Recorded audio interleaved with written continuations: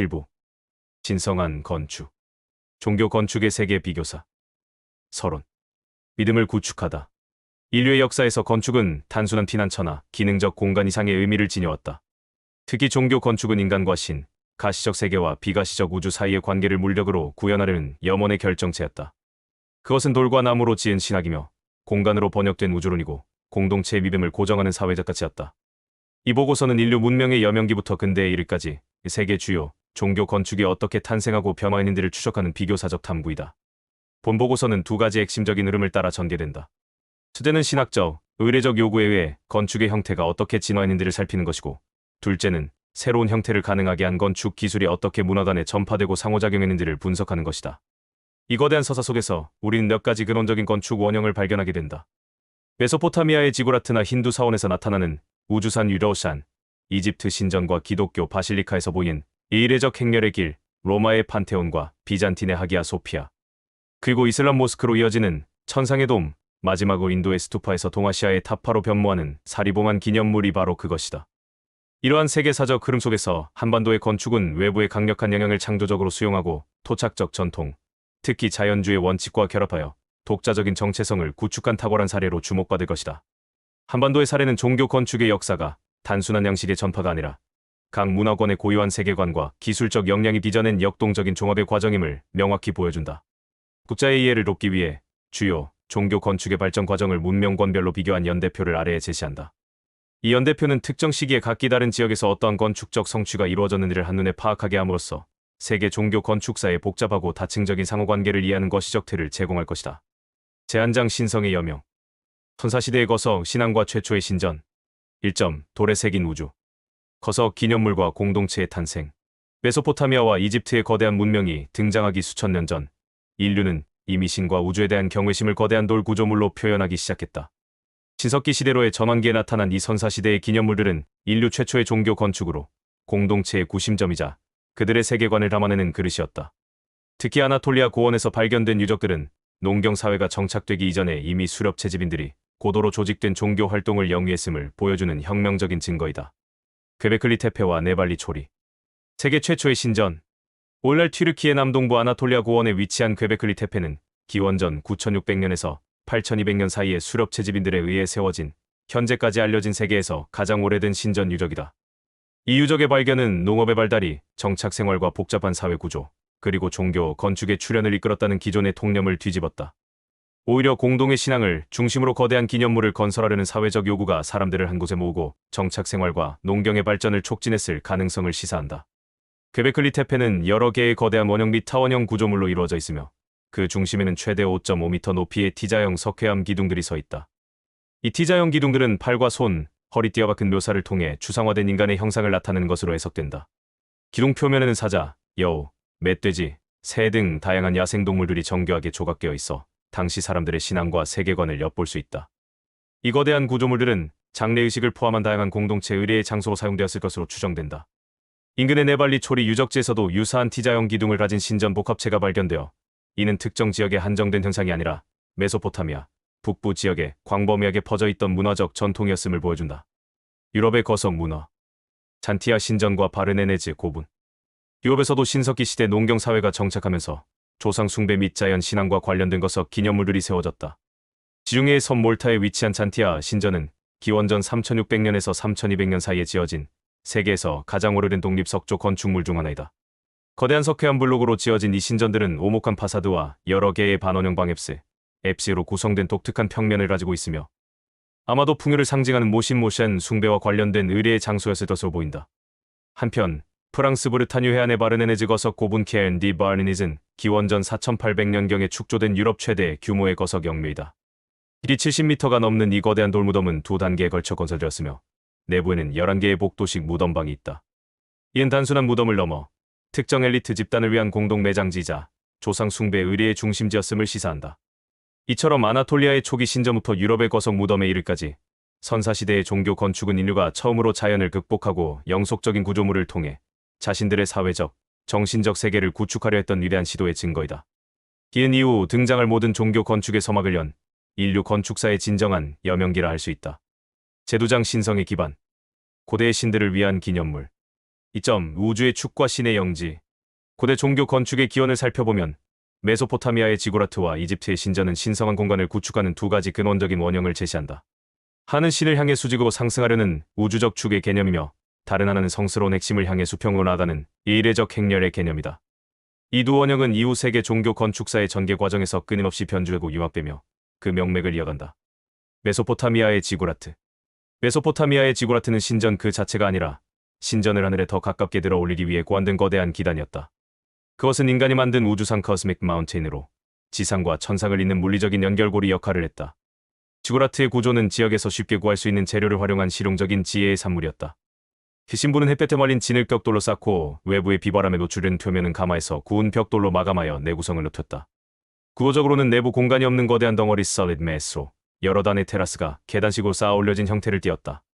각 단으로의 접근은 외부의 거대한 계단을 통해서만 가능했다. 지구라트의 주된 기능은 도시의 수호신이 지상에 머무는 거처를 제공하는 것이었으며 그 정상에 위치한 신전은 오직 사제 계급만이 접근할 수 있는 지극히 신성한 공간으로 여겨졌다. 동시에 이곳은 농업 생산 이여물을 거두어들이고 재분배하는 행정적, 경제적 중심지 역할도 수행했다. 이처럼 지구라트는 종교적 상징성과 세속적 권력이 결합된 고대 도시국가의 심장이었다. 지구라트에서 신자 사제의 주된 행위는 정상을 향해 오른 것이며 이는 수직적 상승을 통해 지상과 천상을 연결하려는 시도였다. 고대 이집트의 신전. 지구라트의 수직성과는 대조적으로 이집트 신전은 수평적이고 의례적인 여정을 건축의 핵심으로 삼았다. 신전은 혼돈으로 가득 찬 외부 세계에서 질서정연하고 신성한 내부 성소로 나가는 점진적인 과정으로 구성되었다. 신왕국 시대에 정립된 이집트 신전의 표준적인 대칭은 거대한 탑문인 파일론 팔런, 기둥으로 둘러싸인 개방된 안테드레스터 콜, 어둡고 수많은 기둥이 숲을 이룬 다주실 레퍼스타우 하우. 그리고 점차 빛이 줄어들고 접근이 엄격히 통제되는 지성소 생츄어리로 이어지는 선형축을 따른다. 건축 구조는 거대한 석재 블록을 이용한 기둥보 구조퍼 스탠더드 시스템과 지배적이었다. 이집트 신전은 우주의 축소판, 즉 마이크로코스모스로 상징화되었다. 신전의 바닥은 태초의 혼돈의 물에서 솟아난 원초적인 언덕을, 천장은 별이 가득한 밤하늘을, 그리고 기둥들은 파피루스나 연꽃 같은 식물의 모습을 양식화하여 표현했다. 신전 전체는 우주적 질서와 아트, 매해가 끊임없이 재창조되고 유지되는 장치였으며 외부 세계의 불결함으로부터 철저히 격리되어야 했다.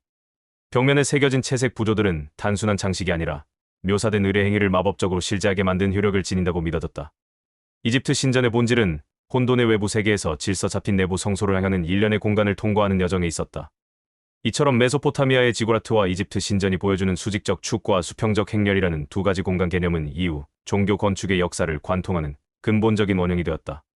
수직적 상승의 열망은 훗날 고딕 성당의 첨탑, 힌두 사원의 시카라시카라, 이슬람 모스크의 미나렛 메널드로 이어졌고, 성소를 향한 수평적 여정의 개념은 로마 바실리카, 기독교 교회의 네이브네이브, 그리고 수많은 사원 단지의 배치 논리에 깊숙이 각인되었다. 3점 신들의 집과 내부 공간의 발명. 고대 지중해 세계에서 그리스와 로마의 신전은 서양 건축의 고전적 어휘를 확립했지만 신성한 공간을 이해하고 체험하는 방식에서 근본적인 차이를 보였다.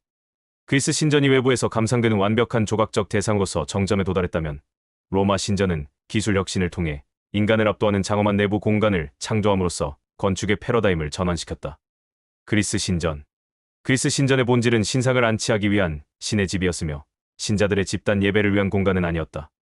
모든 중요한 종교 의례는 신전 외부의 제단에서 이루어졌기 때문에 건축의 미학적 완성도는 외부 경관에 집중되었다. 그리스 건축의 구조적 핵심은 기둥보 구조를 미학적으로 완성시킨 오더워럴, 주범 시스템에 있었다. 간결하고 남성적인 도리스식, 우아하고 유려한 이오니아식, 화려한 코린트식 기둥은 신전의 각 부분을 구성하는 비례의 기준이 되었다. 건축가들은 엄격한 수학적 비례 체계와 시각적 착시를 교정하기 위한 정교한 기법들에 기둥의 배열림을 통해 조화와 균형이라는 이상적 미를 구현하고자 했다. 그 결과물은 주변 자연과 조화를 이루며 서 있는 그 자체로 완결된 하나의 조각품이었다. 로마 신전과 콘크리트 혁명. 로마인들은 그리스의 건축 오더를 계승했지만 건축의 본질을 근본적으로 바꾸어 놓았다. 그들의 관심은 외부 형태의 완성을 넘어 거대하고 통일된 내부 공간을 창조하는 데 있었다. 이러한 전환을 가능하게 한 핵심 동력은 바로 콘크리트의 광범위한 사용이었다. 하치, 볼트보트, 궁룡, 돔돔 구조와 결합된 콘크리트 기술은 이전에는 상상할 수 없었던 거대한 내부 공간을 기둥 없이 덮을 수 있게 해주었다. 이 기술 혁명의 정점은 로마의 판테온 팬딘에서 나타난다. 거대한 원통형 벽체 위에 놓인 철근 없이 지어진 거대한 콘크리트 돔은 그 자체로 경이로운 공학적 성취이다. 특히 돔 중앙에 뚫린 지름 9m의 원형 계구 버큘러스는 유일한 광원으로 시시각각 겨눈 뒷줄기를 통해 내부 공간에 극적인 생명력을 불어넣는다. 판테온의 내부는 천상의 영역을 상징하는 거대한 구조가 내접하는 완벽한 공간으로 외부에서 감상되던 그리스 신전과 극명한 대조를 이룬다. 긴 서양 건축사에서 내부 공간이 건축의 주된 요소로 부상하는 결정적 순간을 의미한다. 그리스에서 로마로의 이행은 서양 건축의 철학적 전환을 명확히 보여준다. 이는 외부에서 바라보는 조각적 대상으로서의 건축에서 인간의 경험을 형성하기 위해 설계된 몰입형 내부 환경으로서의 건축으로의 전환이었다. 로마의 공학 기술이 이룬 기술적 도약은 단지 기술적 성취에 그치지 않고 거대하게 조형된 내부 공간에 둘러싸이는 새로운 종류의 인간 경험을 창조했다. 판테온의 내부는 단순한 방이 아니라 내부에서부터 체험되도록 설계된 우주의 재현이었다.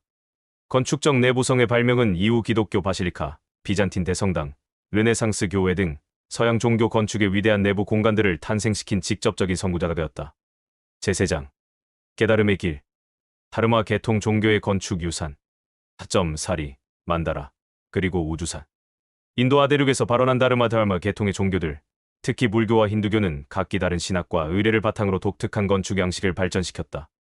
불교의 스투파가 부처의 유골사리를 봉헌하는 기념물에서 출발하여 우주적 상징체로 발전했다면 힌두 사원은 신들의 거처인 우주산을 지상에 구현한 복합적인 구조물로 진화했다. 인도의 스투파는 불교 건축의 가장 근원적인 형태로 본래 부처나 성자의 유골인 사리를 봉헌하기 위해 긁어 쌓아올린 단순한 무덤 튜뮬루스에서 시작되었다. 기원전 3세기 불교를 국교로 받아들인 마우리아 왕조의 아소카 대왕 시대에 이르러 스투파는 체계적인 상징성을 갖춘 건축물로 발전했다. 이 시기에 정립된 스투파의 기본 구조는 반고형의 봉분이 난다한데 그 위를 장식하는 네모난 난간인 하르미카 그리고 그 중앙을 꿰뚫는 기둥과 여러 겹의 원반으로 이루어진 차트락체체로 구성된다. 전체 구조물은 신성한 구역을 표시하는 울타리인 베디카비데케로 둘러싸여 있으며 동서남북 네 방향에는 화려하게 조각된 문인 토라나 토라네가 세워졌다. 스투파는 그 자체가 하나의 입체적인 만다라 만델레이자 불교의 우주관을 형상화한 모델이었으며 신자들은 시계 방향으로 스투파 주위를 돌며 서큐먼빌레이션 경배했다. 힌두 사원은 우주의 질서와 신의 몸을 물리적으로 구현한 건축물이다. 사원의 핵심은 가장 깊숙한 곳에 위치한 성소, 즉 자궁의 방을 의미하는 가르바그리아갈베그레이며 이곳에 주신 로샨의 상이 모셔진다. 그 앞으로는 신자들이 모이는 공간인 만다파 집회실과 이어진다. 힌두 사원의 가장 두드러진 특징은 가르바그리아 위로 높이 솟은 탑이다. 이 탑은 북인도의 나가라네가랄 양식에서는 시카라시카레로, 남인도의 드라비다드레베데 양식에서는 비마나베만으로 불린다. 북인도의 시카라는 보통 완만한 곡선을 그리며 상승하는 포탄 모양의 탑이며 남인도의 비마나는 여러 층이 계단식으로 쌓아 올려진 피라미드 형태를 띈다. 특히 남인도 사원에서는 중앙의 비마나보다 사원을 둘러싼 담장의 출문을 장식하는 거대한 탑문, 즉 고프람, 그 피라미드이 훨씬 더 높고 화려하게 발전하는 경향을 보인다. 이처럼 외형적으로 큰 차이를 보이는 스투파와 힌두 사원은 사실상 우주를 축소하여 재현하고 그 중심에 신성한 축엑시스 먼디를 설정한다는 핵심적인 상징 기능을 공유한다. 스투파가 반구, 사각형, 원과 같은 추상적 기하학을 통해 우주를 표현한다면 힌두 사원은 신들의 거처인 네루멜루산을 상징하는 구체적인 형태로 우주를 구현한다. 두 건축물 모두 이러한 우주적 모델과 의례적으로 상호작용하도록 설계되었다는 점에서 동일한 문화적 배경 속에서 공유되던 형이상학적 개념이 각기 다른 신학과 의례의 요구에 따라 어떻게 상향 건축 언어로 번역되었는지를 명확히 보여준다. 5점 실크로드를 따른 형태의 변형. 고대의 동서 교역물이었던 실크로드는 비단과 향신료뿐만 아니라 종교적 사상과 그것을 담는 건축 양식을 운반하는 중요한 통로였다. 이 길을 따라 전파된 불교, 건축의 역사에서 가장 극적인 변형은 인도의 스투파가 동아시아의 타파 배교대로 진화한 과정에서 나타난다. 스투파에서 타파로 불교가 중앙아시아를 거쳐 중국으로 전파된 과정에서 낮고 반고형인 인도의 스투파는 중국 고유의 건축 전통과 만나 새로운 형태로 재탄생했다. 당시 중국에는 한나라 시대부터 발전해온 여러 층의 목조 망루와 추차월 건축 전통이 존재했다. 불교의 사리봉안 기념물에는 새로운 종교적 기능이 이 토착적인 건축 형식과 결합하면서 수직적이고 다층의 지붕을 가진 타파라는 독특한 혼성적 싱크레틱 건축물이 탄생했다. 이 변형의 과정에서 재료와 구조 방식의 근본적인 변화가 일어났다. 인도의 석조 및 벽돌 조적식 구조는 중국에서 고도 발달한 정교한 목조 가구식 구조 timber frame construction로 대체되었다. 이러한 재료의 변화는 건축물의 외관과 수직적 확장 가능성을 완전히 바꾸어 놓았다. 이처럼 스투파가 타파로 진화한 과정은 건축 양식이 단순히 복제된 것이 아니라 수용하는 문화의 기존 기술 및 미학적 전통이라는 렌즈를 통해 적극적으로 번역되고 재해석되는 전형적인 사례를 보여준다. 타파의 형태는 외래의 종교적, 기능사리 봉안을 수용하면서도 토착적인 중국의 목조 가구식 구조라는 형태가 지배적으로 작용한 결과물이다. 이는 문화 전파의 일반적인 원리를 드러낸다. 즉, 새로운 사상은 종종 기존의 익숙한 틀을 통해 이해되고 표현된다. 기은 수동적인 수용이 아닌 능동적이고 창조적인 적응의 과정이다. 6점 동아시아의 만개한 법화의 꽃. 당나라 시대 중국은 동아시아의 문화적 중심지로서 그 건축 양식은 주변국에 막대한 영향을 미쳤다. 그러나 통일신라와 일본은 중국의 모델을 받아들이면서도 각자의 문화적 토양 위에서 독자적인 건축 미학을 꽃피웠다. 특히 중국의 정제된 대칭성과 축선의 미학이 한국과 일본에서 비대칭적이고 자연 친화적인 대치로 변형된 과정은 동아시아 건축사의 중요한 흐름을 형성한다. 당나라 중국 수호적 모델. 당나라의 수도 장안창가는 엄격한 격자행고시 계획과 남북을 관통하는 강력한 중심축을 특징으로 하며 그 안에 위치한 궁궐과 사원들은 좌우대칭의 질서정연한 배치를 통해 제국의 권위와 위계를 드렸다. 당나라 사찰 건축은 힘있는 목조 구조, 유려한 곡선의 기와지붕, 그리고 명확한 위계에 따른 건물 배치를 특징으로 하며 이는 동아시아 전역의 표준 모델이 되었다. 다이안타대안 담는 목조 건축의 기법을 모방하여 벽돌로 지은 성숙기 타파의 대표적인 예이다. 통일신라 한국 화강암의 종합. 통일신라는 당의 건축 모델을 적극적으로 수용하면서도 고유의 미감과 재료를 통해 독창적인 경지를 개척했다. 불국사. 불국사는 이러한 종합의 정수를 보여준 걸작이다. 여러 개의 마당과 회랑으로 구성된 가름 배치는 당의 영향을 보여주지만 자연적인 경사 지형을 거슬지 않고 여러 단의 석축 기단을 쌓아 그 위에 목조 전각들을 조화롭게 배치한 방식은 지극히 한국적이다. 특히 대웅전 앞들에 나란히 서 있는 석가탑과 다보탑은 목탑과 전탑의 양식을 한국 고유의 단단한 화강암으로 완벽하게 번안해낸 세계 석조 미술사상 유례없는 성취로 평가받는다. 석굴암. 인도의 석굴사원 개념을 화강암, 인공석굴로 재창조한 석굴암은 신라인들의 기하학적, 구조적 지혜와 종교적, 예술적 열정이 완벽하게 결합된 독창적인 공간이다. 동구조의 원형 주실과 그 안에 안치된 본존불, 그리고 주위를 둘러싼 수많은 조각들은 완벽한 조화와 통일성을 이루며 이상적인 불교 세계를 구현한다. 나라해안 시대 일본. 적응과 비대칭. 일본의 사찰 건축은 초기에는 호류지 발롱스의 초기 가람 배치처럼 중국의 대칭적 모델을 거의 그대로 받아들였으나 점차 비대칭적 배치와 정원과의 긴밀한 통합을 선호하는 방향으로 발전했다. 특히 해안 시대에 이르면 건물들이 축선에 따라 엄격하게 배치되기보다는 정원 풍경의 일부로서 회화적으로 구성되는 경향이 두드러진다.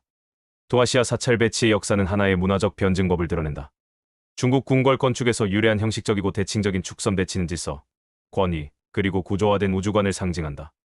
이는 유교적 위계 질서의 공간적 발현이 거하다.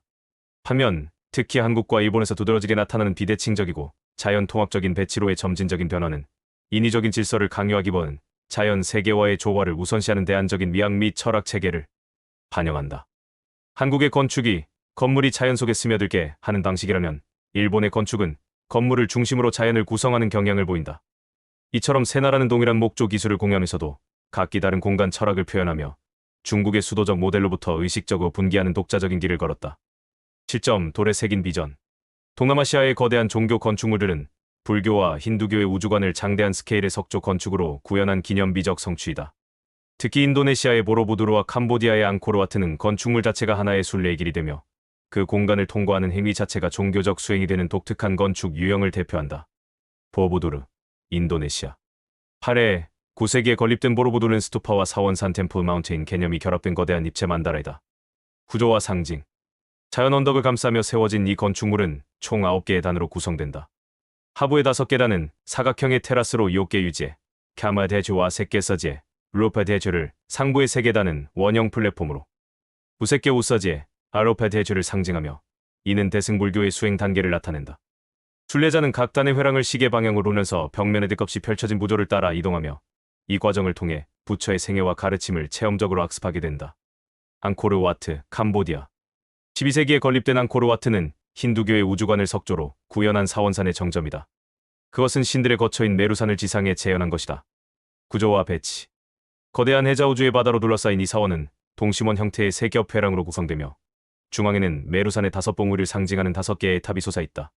탐과 라테라이트 레리어리를 접착제 없이 정교하게 쌓아올린 이 건축물은 크메르 건축 양식의 최고 걸작으로 꼽힌다. 보로부두르와 앙코르와트는 단순히 의례를 담거나 경배의 대상이 되는 것을 넘어 그 건축물 자체가 순례라는 영적 수행의 과정이 되도록 설계되었다는 점에서 특별하다. 순례자의 물리적 이동 보로부두르 회랑의 부조를 따라갔거나 앙코르의 참배로를 건너는 행위의 우주적 혹은 영적인 여정을 신체적으로 재현하는 행위이다. 여기에서 건축은 더 이상 의례의 배경이 아니라 의례 그 자체가 된다. 건축은 발로 있는 상호작용적 텍스트로서 서사, 우주론, 그리고 물리적 공간이 강력하게 융합된 독특한 형태를 보여준다. 재내장. 구원의 길. 아브라함 계통 종교의 건축 유산. 8점 광장에서 신앙으로. 초기 기독교 건축의 역사는 덕해봤던 소수 종교가 제국의 공인 종교 거듭나는 과정에서 어떻게 자신들의 신앙을 표현할 공적 공간을 창조해냈는지를 보여준다. 이 과정에서 기존 로마 건축의 두 가지 형식이 채택되었는데, 하나는 집회를 위한 세속 건물인 바실리카 베실리케이고 다른 하나는 순교자를 기리는 기념물인 마르티리움 마르티리움이었다. 초기 기독교 건축. 콘스탄티누스 대제 밀라노 칙령 313년 이전, 기독교인들의 예배는 주로 개인의 집을 개조한 가정교회 데오무스 에클리시이나 지하 묘지인 카타콤 케데컴에서 비밀리에 이루어졌다. 바실리카의 채택. 지옥교가 공인된 후 대규모 신자들을 수용할 공공 집회 공간이 필요해졌다. 지들은 신전 대신 로마의 법정이나 시장으로 사용되던 세속 건물인 바실리카를 그 모델로 삼았다. 형태의 변형. 바실리카의 채택 과정에서 가장 중요한 변형은 건물의 초점을 재설정하는 것이었다. 원래 여러 출입구를 통해 다양한 활동이 이루어지던 다목적 홀은 주 출입구에서 시작되었긴 네이브에 신랑을 따라 반원형 공간인 앱스에 놓인 재단을 향하도록 방향성이 부여되었다. 이로써 바실리카는 기독교인의 삶이 구원을 향해 나간 여정을 상징하는 역동적인 공간으로 탈바꿈했다. 마르티리움의 발전. 바실리카와 병행하여 순교자의 무덤 위에 세워지는 중앙 집중형 기념 건물인 마르티리움이 발전했다. 로마의 영묘 모서움에서 유래한 이 형식은 원형이나 팔각형 평면을 가지며 선형적인 경무보는 신성한 중심점을 강조했다. 이처럼 종축형의 바실리카와 중앙 집중형의 마르티리움이 동시에 채택된 것은 기독교 공간 개념의 근원적인 이중성을 확립했다. 바실리카가 여정 위에 있는 신자 공동체 크리스에를 상징한다면, 마르티리움은 성스러운 현존의 중심점 성인의 무덤, 기적의 장소를 상징한다. 이후 기독교 건축의 역사는 이 두 가지 상반된 공간 개념을 어떻게 조화시키고 종합하는가의 문제와 끊임없이 씨름하는 과정으로 볼 수 있다. 하기야 소피아의 거대한 돔과 바실리카 평면의 결합, 로마네스크 및 고딕 성당의 교차부 크로싱, 그리고 르네상스 시대의 완벽한 중앙 집중형 교회에 대한 열망과 반종교 개혁의 긴 네이브 선언은 모두 이 고대의 이중성에서 비롯된 것이다. 9점 천상의 돔. 비잔틴 건축은 로마의 공학 기술, 그리스의 미학적 감수성, 그리고 동방의 화려한 장식 전통이 융합된 독특한 양식이다. 그 정점은 사각형의 평면 위에 거대한 원형돔을 올리는 구조적 난제를 해결한 펜덴티브 펜덴체비의 발명과 이를 통해 구현된 하기야 소피아 헤이지아 소피아 대성당에서 나타난다. 펜덴티브와 하기야 소피아. 비잔틴 건축의 핵심적인 기술 혁신은 펜덴티브의 완성에 있다.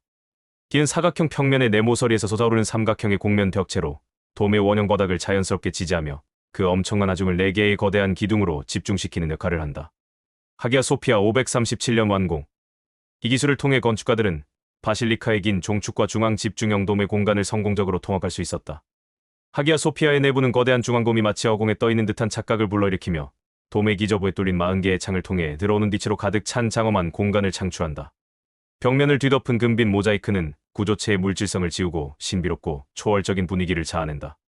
펜덴티브 돔 구조는 이후 그리스와 러시아를 포함한 동방 정교의 건축의 표준이 되었으며, 초기 이슬람 건축, 특히 모스크의 돔 구조에 직접적인 기술적, 미학적 선례를 제공했다. 펜덴티브의 발명은 단순한 공학적 해결책을 넘어 새로운 신학적 표현을 가능하게 한 기술적 돌파구였다.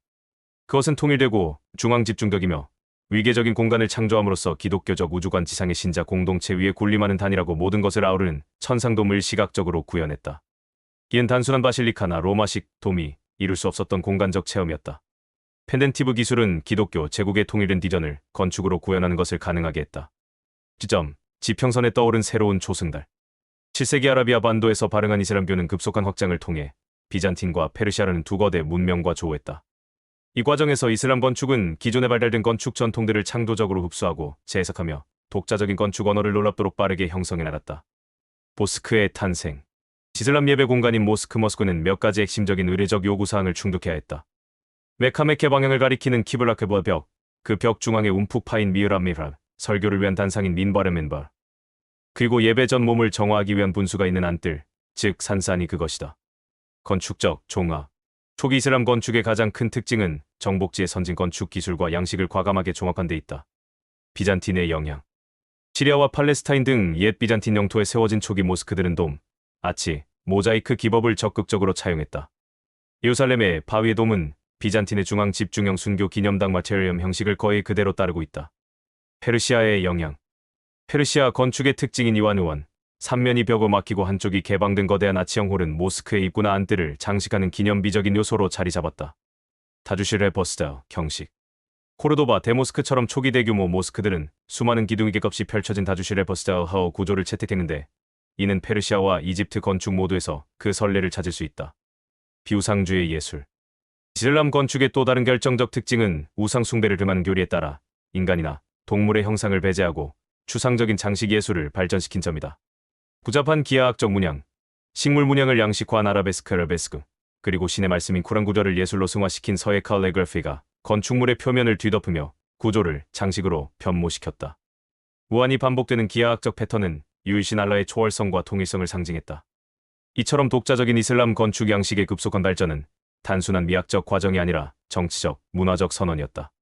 정복한 비잔틴과 사산조 페르시아 제국의 건축 양식을 차용하되 그 내용을 급진적으로 재구성함으로써 신생 이슬람 제국은 자신들이야말로 이들 고대 문명의 정당한 계승자이지만 그 유산을 새로운 통일된 신학적 틀 안에서 재편하고 있음을 강력하게 표명했다.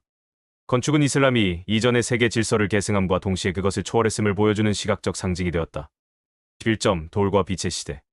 중세 유럽의 대성당 건축은 로마 제국 멸망 이후의 혼란을 극복하고 안정된 사회로 접어들면서 신앙의 힘이 폭발적으로 표출된 결과물이다. 묵직하고 견고한 로마네스크 양식에서 출발하여 하늘을 향한 열망을 구조적 합리성으로 풀어낸 고딕거대 양식으로의 발전은 서양 건축사에서 가장 극적인 도약 중 하나로 평가된다. 로마네스크 건축 약 1000에 1200년. 로마네스크 양식은 그 이름처럼 고대 로마 건축의 요소를 계승했으며 육중함, 견고함, 그리고 대규모 석조 건축의 부활로 특징 지어진다. 주요 특징. 이 시기 건축가들의 주된 과제는 화재에 취약한 목조 지붕을 석조 볼트로 대체하는 것이었다. 길 위에 두꺼운 벽, 반원형 아치, 거대한 기둥과 교각이 사용되었으며 배럴 볼트 볼트와 그로인 볼트 볼트가 발달했다. 그 결과물은 마치 신의 요새와 같은 인상을 주며 불안정한 시대 속에서 전투하는 교회 처치 밀리턴트의 견고함을 상징했다. 고딕 건축 약 1150에 1500년. 고딕 양식은 로마네스크의 육중함에서 벗어나 높이와 빛을 향한 갈망을 새로운 구조 시스템을 통해 실현한 건축적 혁명이었다. 구조의 삼위일체. 고딕의 구조 시스템은 세 가지 핵심 요소의 유기적 결합에 기반한다. 첫째, 하중의 추력 트러슬보다 수직적으로 유도하는 첨두 아치 포인티드 아치. 둘째, 지붕의 무게를 특정 지점으로 집중시키는 리브 볼트 레빗 볼. 셋째, 높은 볼트에서 발생하는 측면 추력을 건물 외부의 버팀 기둥으로 전달하는 플라잉 버트레스가 그것이다. 건축적 귀결. 이 혁신적인 석조 골조 구조는 더 이상 두꺼운 내력벽을 필요로 하지 않았다. 구도를 지탱하는 기둥 사이의 벽은 사라지고 그 자리는 스테인드 글라스로 채워진 거대한 창문으로 대체되었다. 이를 통해 성당 내부는 신비로운 색채의 빛으로 가득 차게 되었다. 그 결과는 수직성을 극단적으로 강조하고 벽체의 물질성을 소거하며 신성한 빛으로 충만한 공간, 즉 지상의 천상 예루살렘을 구현하려는 시도였다. 고딕 대성당은 심오한 역사를 품고 있다. 그것은 인류가 창조한 가장 신비롭고 감정적으로 압도적인 건축 공간에서 동시에 전례 없는 구조적 합리성과 공학적 논리를 통해 성취되었다. 고딕 성당의 모든 요소는 정확한 구조적 역할을 수행한다. 이 건축의 합리화는 순수하게 비합리적 혹은 초월적인 영적 효과를 얻기 위한 수단이었다. 이는 공학 기술이 신학의 주된 시종이 되는 결정적인 순간을 보여준다. 고딕 건축가들에게 구조의 기하학적 질서는 신성한 우주 질서의 반영이었으며 그들의 공학은 기도의 한 형태였다. 12점 종교개혁, 이성, 그리고 광리. 15세기 이후 유럽의 종교 건축은 르네상스의 고전주의 부활, 프로테스탄트 종교개혁의 신학적 도전, 그리고 이에 대한 가톨릭 교회의 극적인 대응이라는 세 가지 거대한 흐름 속에서 급격한 변화를 겪었다. 이 시기 교회 건축은 단순한 예배 공간을 넘어 각 교파의 신학적 주장을 펼치는 치열한 논쟁의 장이 되었다. 르네상스 건축 1호에 16세기. 르네상스는 중세 고딕 양식을 의식적으로 거부하고 고대 그리스 로마의 건축 어휘기둥, 반원아치, 돔로의 회귀를 선언했다. 핵심 원리. 이 양식은 고전적 모델과 수학적 원리에 기반한 조화, 비례, 대칭을 최고의 가치로 추구했다. 필리포 브루넬레스키가 설계한 티렌체 대성당의 돔은 고딕의 구조 원리와 고전주의적 형태미를 결합한 르네상스 건축의 서막을 연 기념비적 건축물이다. 종교개혁의 영향. 16세기 프로테스탄트 종교개혁은 교회의 본질에 대한 급진적인 신학적 전환을 가져왔고 이는 교회 건축에 직접적인 영향을 미쳤다. 의례의 변화. 가톨릭의 재단 중심의 미사메스에서 프로테스탄트의 설교단 중심의 설교 설문로 예배의 핵심이 이동했다. 이은 성스러운 재단을 향한 행렬 공간보다는 설교를 잘 듣고 볼 수 있는 시청각적 기능이 강조된 새로운 형태의 내부 공간을 요구했다. 성상 파괴의 운동. 성상과 성화 숭배를 우상 숭배로 간주하면서 교회 내부의 조각상과 그림들이 제거되었다. 그 결과 프로테스탄트 교회는 장식이 배제된 검소하고 밝은 공간이 되었으며 모든 초점은 오직 하나님의 말씀에 맞춰졌다. 반종교개혁과 바로크 로코코 18세기 가톨릭 교회는 종교개혁에 도전해 바로크 바로크 양식으로 응수했다. 바로크는 신자들의 감성에 호소하고 신앙심을 고취시키기 위해 고안된 극적이고 감정적인 연극적 건축이었다. 바로크 타원형 평면, 물결치는 벽면과 같은 역동적인 형태, 빛과 어둠의 극적인 대비 치에로스키로, 풍부한 재료 금박, 대리석, 그리고 건축, 조가, 회화가 하나의 총체적 예술작품 디자인 컨스트럭트로 융합되는 특징을 보인다. 로코코 바로크 후기에 등장한 더 가볍고 장식적인 양식으로 파스텔톤의 색채, 비대칭적인 곡선, 그리고 덜 위압적이고 유의적인 감각이 특징이다. 이 시기 교회 건축은 특정 신앙을 위한 명백한 논증의 도구가 되었다. 검소한 프로테스탄트 교회는 말씀의 우위를 주장했고 극적인 바로크 교회는 성사성시의 신비와 교회의 권위를 옹호했다. 이 시대의 교회에 들어선 것은 돌과 빛, 그리고 석고로 쓰인 교리 논쟁의 한복판에 선 것과 같았다. 건축 그 자체가 시대의 거대한 종교적 논쟁 속에서 강력한 선전 도구의 역할을 수행했던 것이다. 제5장 한국적 종합 독자적인 건축 정체성 13점 부처의 길, 한국의 길 한반도의 불교 건축은 중국에 발달된 건축 양식을 수용하면서도 고유의 자연환경과 미감, 그리고 독창적인 재료 사용을 통해 독자적인 세계를 구축했다. 왕조의 흥망성쇠와 함께 그 양식은 변화했지만 자연과의 조화를 추구하는 우아한 절제면 시대를 관통하는 한국 불교 건축의 핵심적인 특징으로 남았다. 삼국시대와 통일신라 한반도의 불교가 처음 전래된 삼국시대부터 중국 건축의 영향은 뚜렷하게 나타난다. 고구려 고분벽화는 당시의 정교한 목조 가구식 구조를 엿볼 수 있는 귀중한 자료이며 백제와 신라의 초기 석탑들은 중국의 목탑이나 전탑 양식을 화강암이라는 새로운 재료로 창조적으로 번안하려는 시도를 보여준다. 통일신라 시대는 한국 불교 건축의 고전기로 불국사와 석굴암이라는 세계적인 걸작을 남겼다. 불국사는 당나라의 가람 배치 영향을 받았지만 자연 지형에 순응하는 비대칭적이고 다단적인 석축 구성은 독자적인 성취이다. 석굴암은 인도의 석굴사원 개념을 화강암으로 완벽하게 재해석한 세계 건축사에서 유래를 찾기 힘든 인공 석굴의 정수이다. 고려시대 고려시대의 불교 건축은 귀족적 세련미와 우아함으로 특징 지어진다. 특히 기둥 위에만 공포를 해치하는 간결하고 힘있는 주심포 주심바오 양식은 고려 건축 미학의 정점을 보여준다. 영주 부석사 무량수전은 배열림 기둥의 유려한 곡선과 안정된 디레미를 통해 주심포 양식의 아름다움을 극명하게 드러낸다. 뒤로 가면서 기둥 사이에도 공포를 해치하는 화려한 다포도바오 양식이 발달하며 양식적 다변화를 이루었다. 조선시대 유교를 통치 이념으로 삼은 조선시대에는 불교가 억압받았으나 사찰 건축의 명맥은 끊이지 않았다. 많은 사찰들이 전란으로 소실된 후 재건되거나 깊은 산속에 새롭게 자리 잡았다. 이 시기의 사찰 건축은 고려 시대의 화려함보다는 소박하고 실용적인 특징을 보인다. 그러나 구조의 간결함과 자연과의 조화라는 한국 건축의 근본 원칙은 변함없이 계승되었다. 왕조와 양식의 변화에도 불구하고 한국 불교 건축을 관통하는 미학적 기조는 우한 절제와 자연환경에 대한 깊은 존중이다. 중국 사찰의 기념비적인 제국적 스케일이나 일본 사찰의 지극히 정교하고 때로는 화려한 장식성과는 달리 한국의 산사산스들은 주변 산세와 어우러지는 조용한 위엄을 지닌다. 이은 건축물이 자연을 압도하는 것이 아니라 자연의 일부가 되어 균형을 이루어야 한다는 한국 문화에 깊이 내재된 자연주의적 세계관의 발현이다. 시사점 질서와 자연의 건축 조선왕조의 통치 이념이었던 성리학은 단순한 철학을 넘어 사회 질서와 개인의 삶을 규정하는 원리였으며 이는 향교샹샤와 서원 수유안이라는 독특한 유교 건축 유형을 통해 공간적으로 구현되었다. 질 건축은 성리학적 이상을 담는 글씨자, 자연과의 조화를 통해 학문과 인격 수양을 도모하는 장이었다. 공간의 위계와 기능 향교지방 공립학교와 서원사립 아카데미는 공통적으로 학문을 강론하는 강학양수의 공간과 선현센시안에게 제사를 지내는 재앙지장 공간으로 구성된다. 이 두 공간은 전학후묘 첸슈허며 앞에는 강학공간, 뒤에는 재앙공간의 원칙에 따라 배치되어 학문을 통해 성현의 경지에 이르다는 성리학적 위계 질서를 명확히 보여준다. 자연과의 조화 풍수, 펑스. 특히 서원 건축의 백미는 자연 경관과의 완벽한 통합에 있다. 서원은 인위적인 대칭축을 고집하기보다는 배산임 수베이 산린슈의 원칙에 따라 산을 등지고 물을 바라본 길지에 자리 잡았으며 건물들은 주변 지형을 거스르지 않고 비대칭적으로 자유롭게 배치되었다. 이는 학문과 수양에 적합한 정적진대인 분위기를 조성하기 위함이었다. 2019년 유네스코 세계유산으로 등재된 한국의 서원 9곳은 이러한 특징을 잘 보여주는 대표적인 사례이다. 한국의 서원 건축에서 자연 경관은 수동적인 배경이 아니라 건물의 교육적, 도덕적 목적에 적극적으로 참여하는 주체이다. 정성스럽게 구성된 창밖의 산세, 가까이 들려오는 시냇 물소리, 사색을 위해 배치된 누각 등은 단순한 미학적 장치가 아니다. 이것들은 이상적인 유학자의 인격을 함양하기 위해 고안된 교육 환경의 핵심 요소이다. 군자의 인격이 산처럼 굳건하고 흐른 물처럼 맑아야 한다는 가르침처럼 서원의 건축은 자연을 통해 직접 도덕을 가르친다. 건물은 학자와 자연 사이의 대화를 중재하고 촉진하는 역할을 하며 이 과정에서 풍경은 그 자체가 하나의 교과서이자 도덕적 귀감이 된다. 결론. 신앙과 형태의 영원한 대화. 세계 종교 건축의 역사를 가로지른 장대한 여정은 인류가 신과 우주를 이해하려는 보편적 열망을 각 시대의 기술적 한계와 문화적 독창성 속에서 어떻게 공간으로 구현해야 하는가에 대한 기록이다. 본 보고서는 신성한 공간을 정의하려는 인간의 보편적 욕구, 새로운 형태를 가능하게 한 기술의 역할, 그리고 기존 모델을 창조적으로 변형하는 문화적 과정이라는 몇 가지 공통된 패턴을 확인했다. 메소포타미아의 우주적 축과 이집트의 이례적 행렬에서 시작된 두 건축 원형은 이후 문명 속에서 끊임없이 변주되었다. 불교의 스투파는 실크로드를 따라 동아시아의 타파로 번역되었고 로마의 바실리카는 기독교의 예배 공간으로 재해석되었다.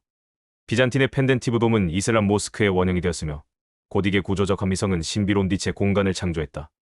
이 모든 과정은 건축이 단순한 양식의 복제가 아니라 신학과 기술, 그리고 문화적 정체성이 상호작용하는 역동적인 종합의 산물임을 보여준다. 이러한 세계사적 맥락 속에서 한반도의 건축은 창조적 종합의 가장 탁월한 사례 중 하나로 자리매김한다. 강력한 외부, 특히 중국의 영향을 비판적으로 수용하면서도 화강암이라는 재료에 대한 깊은 이해와 자연과의 조화를 중시하는 고유의 미학을 결합하여 세계적으로 독창적인 건축 유산을 남겼다. 불국사의 석축과 석탑, 석굴암의 인공 석굴, 고려 주심포 건물의 간결한 우아함, 그리고 자연을 도덕적 교사로 삼은 조선 서원의 배치 원리는 모두 이러한 창조적 종합의 결과물이다. 결국 세계 종교 건축의 풍요로움은 보편적인 패턴과 각 문화의 지역적 천재성 지니어스 사이의 끊임없는 대화 속에 존재한다. 한반도의 건축은 고립을 통해서가 아니라 세계와의 비판적이고 창조적인 관계 맺음을 통해 가장 심오하고 독자적인 건축적 정체성을 구축할 수 있었음을 증명하며 이 장대한 서사의 마지막을 장식한다. 이은 과거의 유산일 뿐만 아니라 미래의 건축이 나아가야 할 방향에 대한 깊은 성찰을 제공한다.